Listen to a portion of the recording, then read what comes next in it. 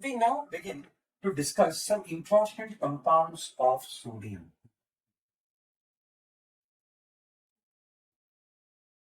Some important compounds of sodium. The first compound that we are going to discuss is sodium carbonate, or it is also called as washing soda. Sodium carbonate.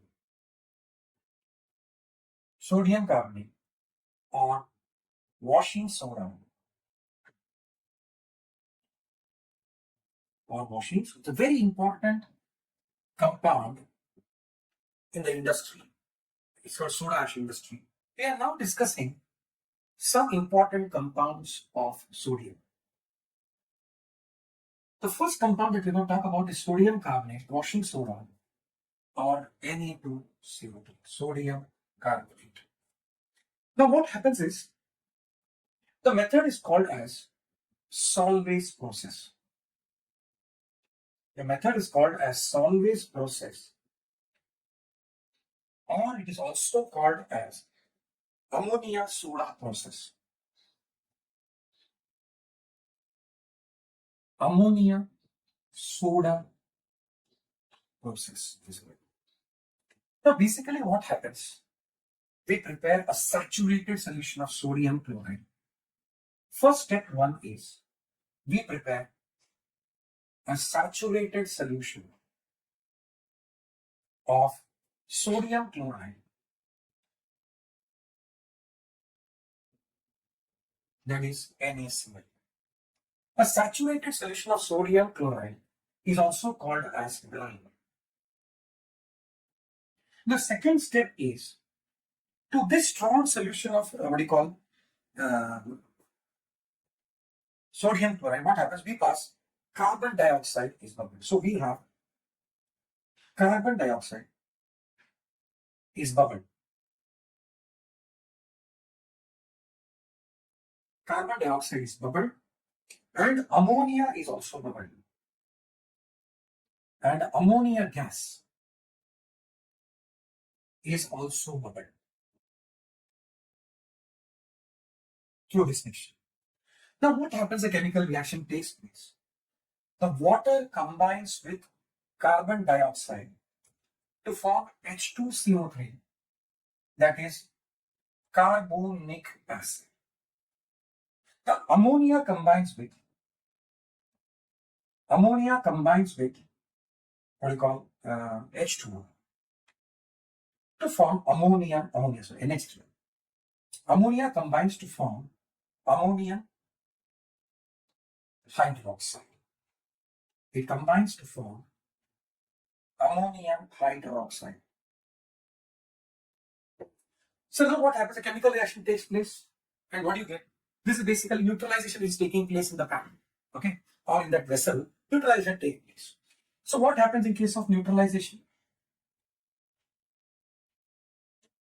Ammonium hydroxide reacts with carbonic acid to form what? Ammonium bicarbonate, NH4HCO3 plus H2. Ammonium bicarbonate or ammonium hydrogen carbonate.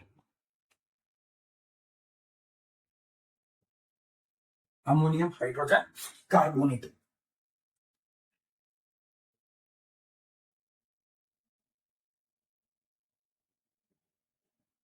Ammonium hydrogen carbonate.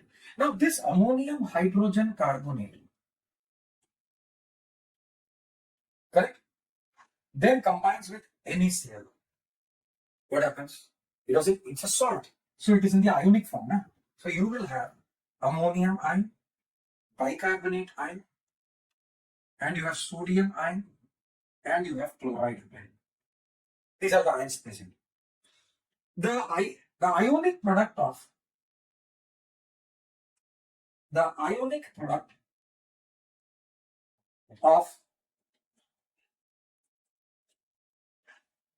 NH4HCO3, NaHCO3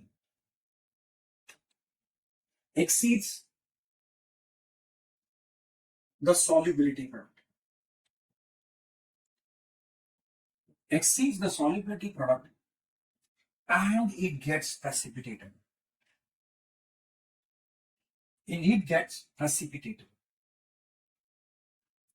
What remains in the mother liquor or the remaining solution is ammonium chloride. So ammonium chloride remains behind. Ammonium chloride remains behind in the solution. Remains behind in the solution. So now what happens is calcium hydroxide is then treated with this ammonium chloride. Okay. And then what happens? We get calcium chloride plus ammonia plus H2. So this ammonia is recycled. This ammonia is recycled. So what can happen is from this sodium bicarbonate, when it's strongly heated, it's filtered, ignited, and then from this sodium bicarbonate, now that we have got the sodium bicarbonate, what we do is this NaHCO3 is filtered, dried, and heated strongly. And heated strongly. So when heated strongly, what happens? NaHCO3. When you heat it, it forms Na2CO3 plus CO2. Plus what will it be? Plus H2. So once again, while ammonia is recycled here from the remaining solution, carbon dioxide here is obtained again, recycled and used again. So literally, in this process, what happens is you can, part of the raw material is being generated within the, while the process is going on, recycled and reused again. Now when you come to the properties of sodium carbonate, okay, what happens is, it crystallizes to form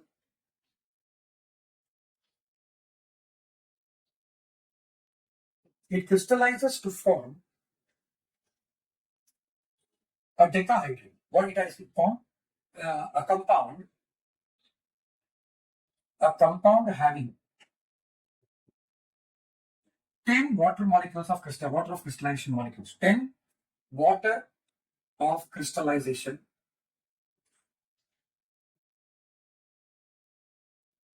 So we have Na2CO3, 10H2. It's very important because when you have to find the molar solution, you have to take this 10H2 into account. You just can't only take the molar mass of Na2CO3.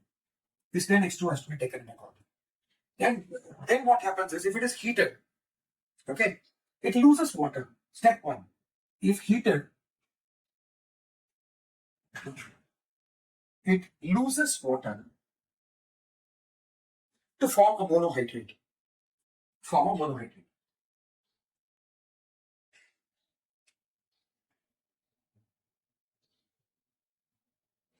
Loses to form a monohydrate. This is clear. But when it's heated about, when heated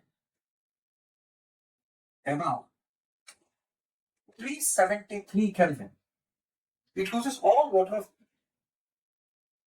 It loses all molecules of water of crystallization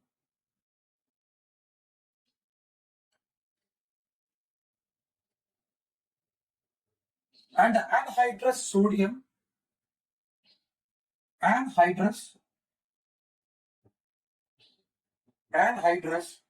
sodium carbonate is called soda ash. It's called soda ash. Is this clear? Then what happens is, in water, sodium carbonate is a salt of weak acid strong base. So I'll continue over here. So we have sodium carbonate. Sodium carbonate is a salt of weak acid and strong base. So it undergoes hydrolysis. It undergoes anionic hydrolysis to form a basic solution.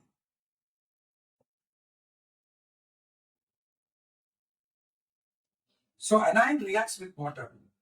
So CO3 minus 2 plus H2 forms H2CO3 plus OH minus. So it's basic because of this hydroxyl ion. Now when we are talking about what you call carbonate, let us discuss the carbonates of what you call other elements of the alkali metal group. So stability is one thing we have to consider. Stability of two things that we have to consider. This is mainly for entrance exam. Stability of metal carbonates. Stability of metal carbonates of group 1 is, so we have lithium carbonate less than sodium carbonate less than potassium carbonate less than barium less than cesium carbonate. So it will be like this. We have lithium carbonate less than sodium carbonate less than potassium carbonate less than rubidium carbonate less than cesium carbonate. So this is what we can say about stability of what you call. So which is the least stable is a question which they can ask in the industry. Lithium carbonate is what you call least stable. Basic character, all these go on increasing. Okay, from lithium to all other characters, basic characters and all goes on increasing from lithium carbonate to cesium carbonate. We now talk about the uses of sodium carbonate. Uses of sodium carbonate. It's a very important raw material. It is a very important. It's a very important raw material in glass industry, soap, detergent manufacturing, and it is used in paper industry.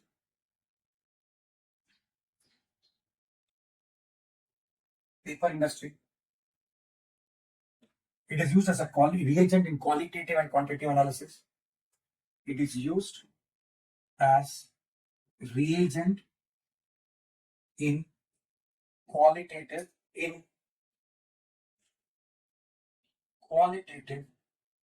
analysis. Used as a reagent in qualitative and quantitative analysis. It is used in the very important is it is used in softening of water. It is used in softening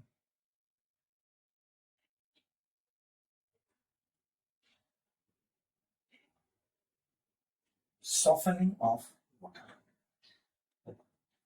So what hard water can be softened by precipitating, adding the sodium carbonate, precipitating the calcium and magnesium as calcium carbonate and magnesium carbonate.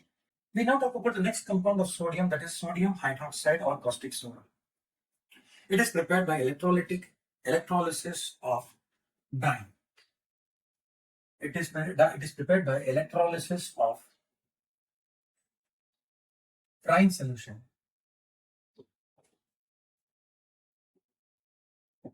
using mercury cathode and graphite anode. Using mercury cathode and graphite anode.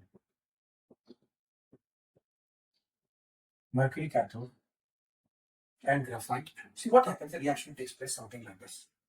You have NaCl. It dissociates to form Na plus Cl minus. Now at cathode,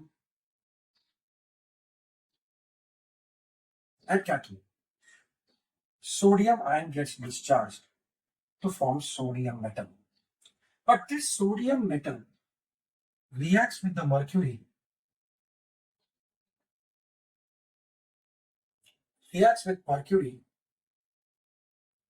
to form a sodium amalgam. And at anode, what happens is chloride ion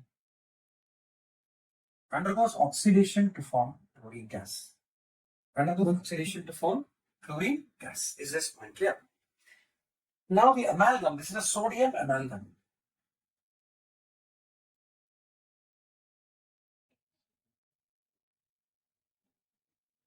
Now in the next step, what happens is the sodium amalgam is treated with a water jet.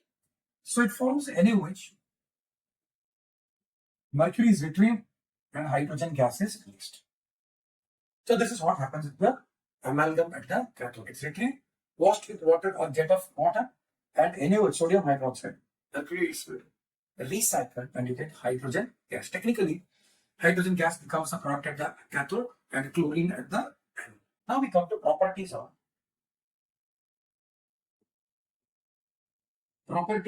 sodium hydroxide. It's a white crystalline solid.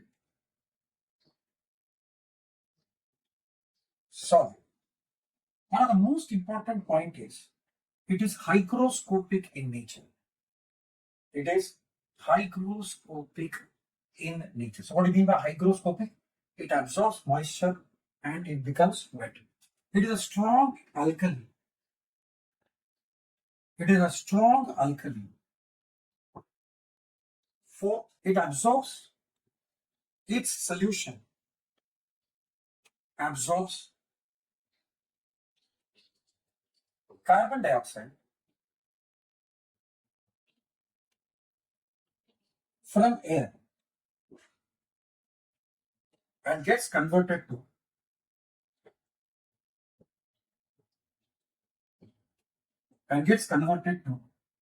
sodium carbonate. So NaOH plus CO2 forms Na2CO3 plus H2. Na2CO3 plus H2. Now the most important point about sodium hydroxide is that what is this? Mainly, so see, sodium hydroxide solutions are used in acid-base titration. So when we are using sodium hydroxide as a type solution in this, yes. When it's a solution in the burette, it has to be everyday standardized because its molarity will go on changing because it's absorbing carbon dioxide from air. So sodium hydroxide molarity cannot be fixed. It has to be every day what we call standardized against succinic acid or potassium hydrogen thiolate. Now that we are on the top of hydroxides, let us look at the stability of hydroxides or alkaline element. So what happens is when we talk about stability of hydroxides, we have basic nature. So one is the same question for MCQ is basic nature. Basic nature of hydroxide increases from lithium to what do you call cesium. Increases from lithium to cesium. So we have lithium hydroxide less than sodium hydroxide, less than potassium hydroxide, less than rubidium hydroxide, less than cesium hydroxide. So there's additional information which we can, one such what do you call MCQ can develop somewhere. So it's better we know that. Also, you remember that while we are talking at it, in general, you must know one thing: ionic character, melting point, boiling point, thermal stability increase. So what are the other things which increases? Melting point, boiling point, ionic character, melting point. So ionic character, melting point, boiling point. Third, ionic character, melting point, boiling point, reactivity and thermal stability. Reactivity, thermal stability, and fifth one, solubility, also increases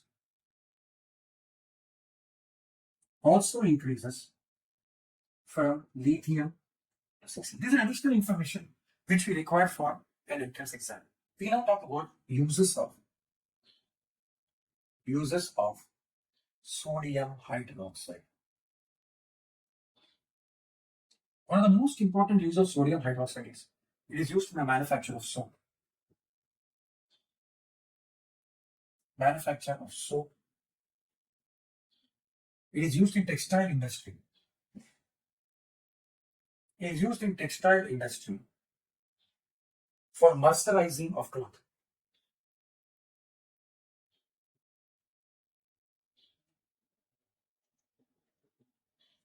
Very important reagent in a laboratory.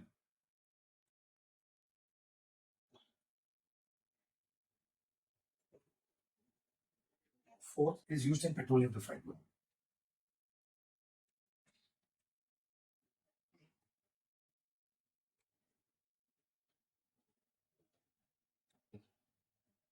We now begin our study of it.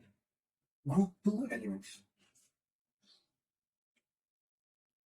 Group 2 elements. They are also called as alkaline earth metals. They are also called as alkaline earth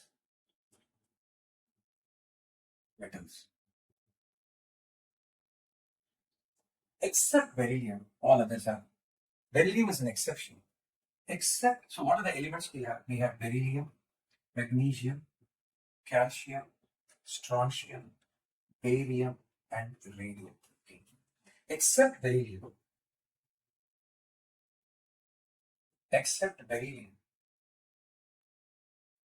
which shows property similar to that of aluminium, which shows property similar to that of aluminium.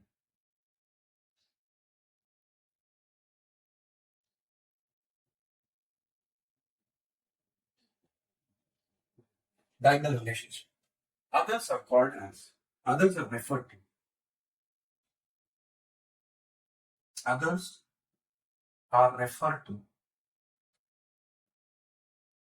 Others are referred to as alkaline earth metals. They are called as alkaline earth metals because these metals are found in the soil of the earth. These metals are their compounds basically.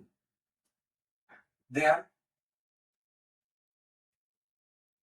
we go by the exact actual, okay, these metals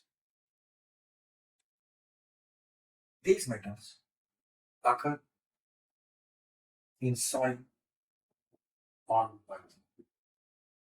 So that is why it is called as alkaline earth metals. Characteristic outer electronic configuration is Ns2. Characteristic outer electronic configuration. Characteristic outer electronic configuration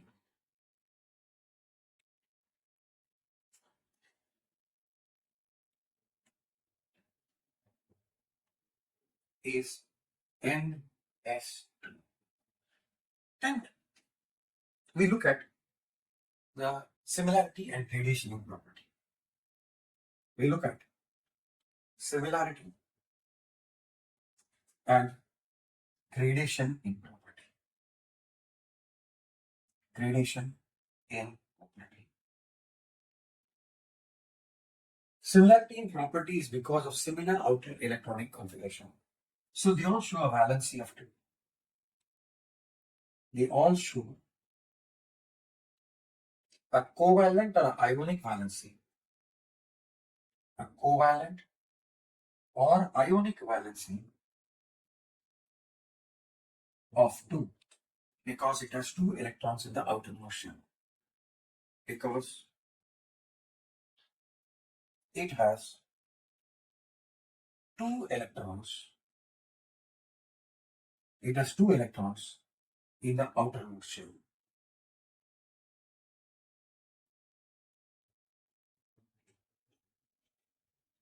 Now we look at the gradation in property. When you talk of gradation in property,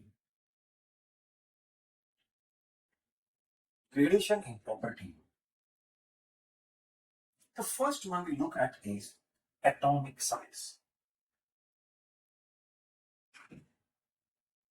So when you're talking of atomic size, what happens? They have a size which is slightly smaller than compared to the corresponding alkali metal, and it increases as we go down the group. So the first point that we have to understand is that because as we go down the row, atomic size decreases. So keeping in that, like with that trend, the atomic size decreases. So their atomic size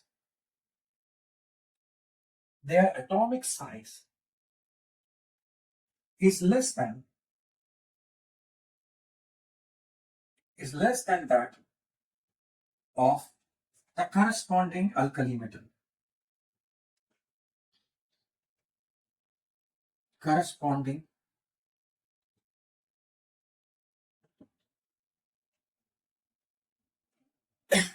corresponding alkali metal. This is clear. But their atomic size increases. But their atomic size increases as we go down the group. As we go down the group. That is obvious because atomic number increases, number of electron increases, number of shell increases. The impact of that is the atomic size increases. So we will have beryllium greater than magnesium, less than. Beryllium less than magnesium, less than calcium, less than strontium, less than barium, less than barium.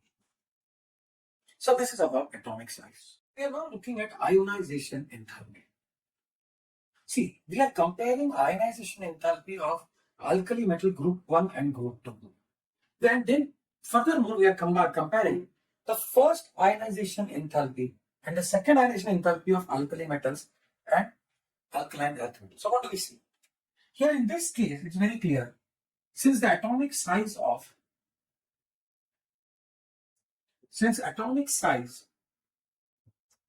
group 2 elements, since the atomic size of group 2 elements is clear, is less as compared to group 1, is less as compared to group 1, ionization enthalpy 1. Let us be very clear. 1 of group 2 elements is greater than group 1. But within the group, what can we see? That beryllium is greater within the group.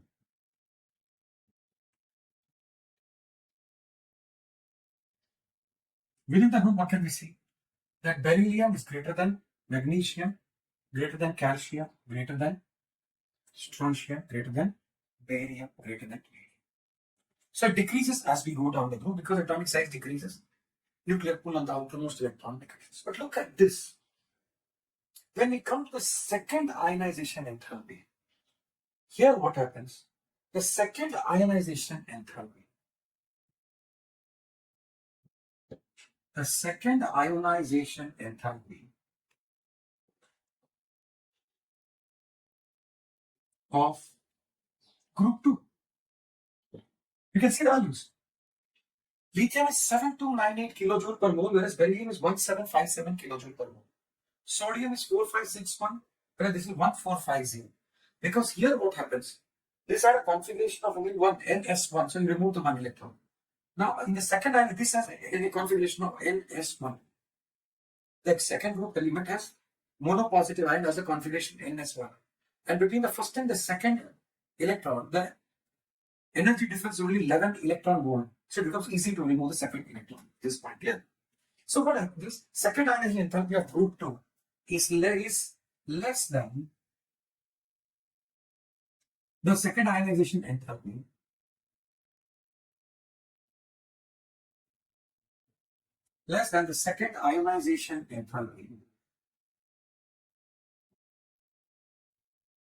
of group 1. Group 1. Okay. The reason is because in group 2, the energy difference between the electron,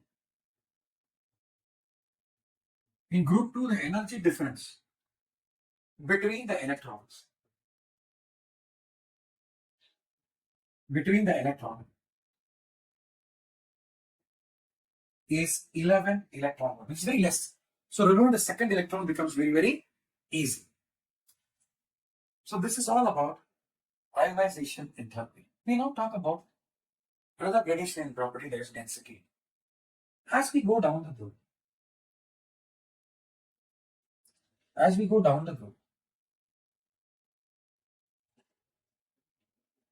what happens is atomic weight increases or atomic mass increases.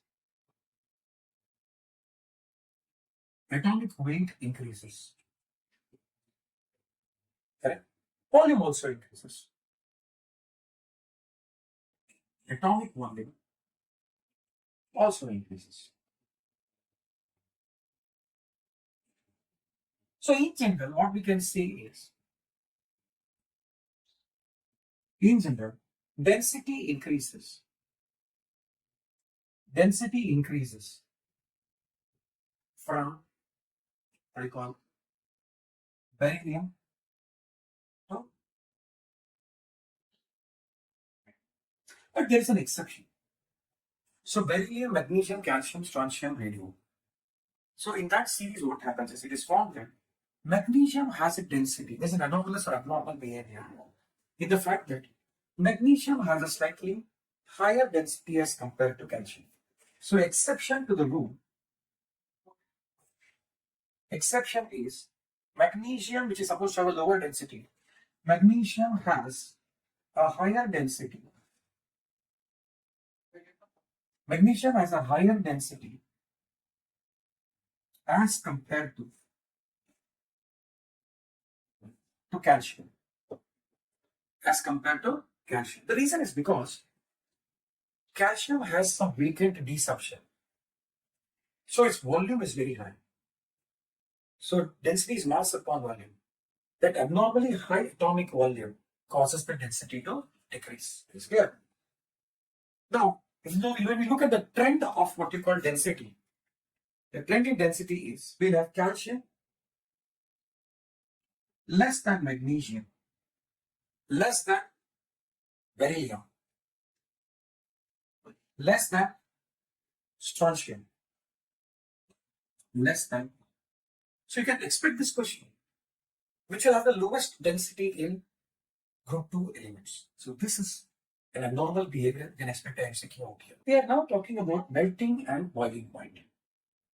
You can see there is a big difference here in the D order. I have purposely written the order also because beryllium, then we have calcium. Similar melting point, beryllium, then we have calcium. See, what happens is calcium has a higher melting and boiling point. Calcium has a higher melting and boiling point.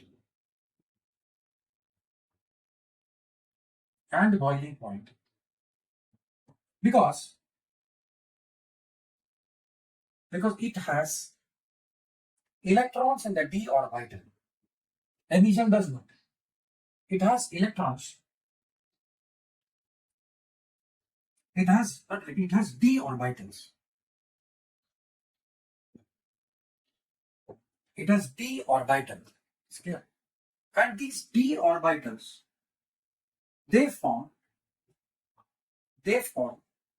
additional strong metallic bond. They form additional strong metallic bond, because of which what happens? Calcium, strontium, barium have a very high melting point as compared to magnesium, which does not have d orbitals. So this could be one of the, this is something which you have to really know, that beryllium has the lowest melting point, and of course this series, the decreasing order, you have to know properly. But this is slightly anomalous behavior.